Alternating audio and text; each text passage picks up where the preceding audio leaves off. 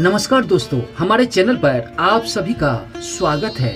दोस्तों, आज की कहानी है प्रभु कृपा होती है जरूर। दोस्तों, इस चैनल को सब्सक्राइब नहीं किए हैं तो चैनल को लाइक सब्सक्राइब जरूर कर ले। तो आइए जानते हैं। एक औरत रोटी बनाते बनाते ओम नमः शिवाय का जाप कर रही थी। अलग से पूजा का समय कहाँ निकाल पाती थी।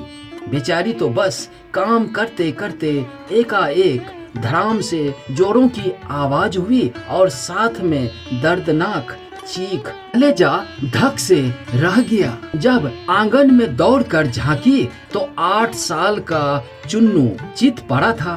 खून से लथपथ। मन हुआ कि दहाड़ मारकर रोए, परंतु घर में उसके अलावा कोई नहीं था। नहीं रोकर भी किसे बुलाती। फिर चुन्नू को संभालना भी तो था। दौड़कर नीचे गई तो देखा चुन्नू आधी बेहोशी में माँ माँ की रट लगाए हुए। अंदर की ममता ने आंखों से निकलकर अपनी मौजूदगी का एहसास करवाया।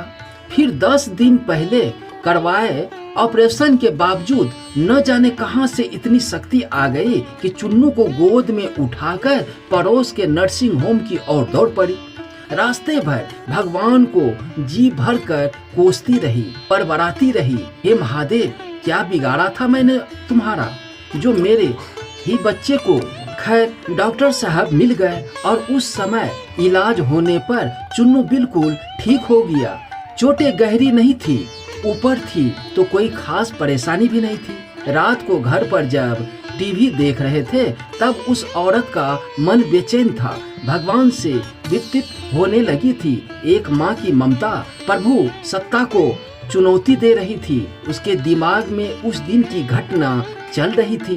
कैसे चुन्नू आंगन में गिरा कि एकाएक उसकी आत्मा सिहक सी उठी। कल ही तो पुराने चापाकल का पाइप का टुकड़ा आंगन में पाया था। ठीक उसी जगह था जहाँ चुन्नू गिरा पड़ा था। अगर कल मिस्त्री न आया होता, उसका हाथ अब अपने पेट के तरफ गया जहाँ टांगे अभी हरे ही थे। आश्चर्य हुआ कि उसने 20-22 किलो के चुन्नू को उठाया कैसे वो आधा किलोमीटर तक दौड़ती चली गई। फूल सा हल्का लग रहा था। चुन्नू वैसे तो वो कपड़ों की बाल्टी तक छत पर नहीं ले जा सकती थी। फिर उसे ख्याल आया कि डॉक्टर साहब तो 2 बजे तक ही रहते हैं और जब वो पहुंची तो 3:30 बज रहे थे। उसके जाते ही तुरंत इलाज भी हो गया, मानो किसी ने उन्हें रोक रखा था। उसका सर प्रभु चरणों में श्रद्धा से झुक गया। अब तो सारा खेल समझ चुकी थी।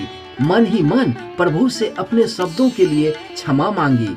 तभी टीवी पर ध्यान गया तो प्रवचन आ रहा था। प्रभु कहते हैं कि मैं तुम्हारे आने वाले संकट रोक नहीं सकता, लेकिन तुम्हें इतनी शक्ति दे सकता हूँ कि तुम आसानी से उसे पार कर सकते हो। तुम्हारी राह आसान कर सकता हूँ, बस धर्म के मार्ग पर चलते रहो। श्री रामचरितमानस में भी तुलसीदास जी ने लिखा है, जब जब भक्तों पर संकट आता है तो प्रभु विचित्र रूपों में आकर अपने भक्तों का संकट हरते हैं। अक्सर लोग कहते भी हैं, आज तो उन्हें समय पे आकर जान बचा ली, वो किसी भी रूप में आ सकते हैं। दोस्तों, ये कहानी अच्छी लगी हो तो चैनल को लाइक सब्सक्राइब जरूर कर ले। मैं इसी तरह का ज्ञानवर्धक कहानियाँ लेकर रोज आता हूँ। धन्यवाद।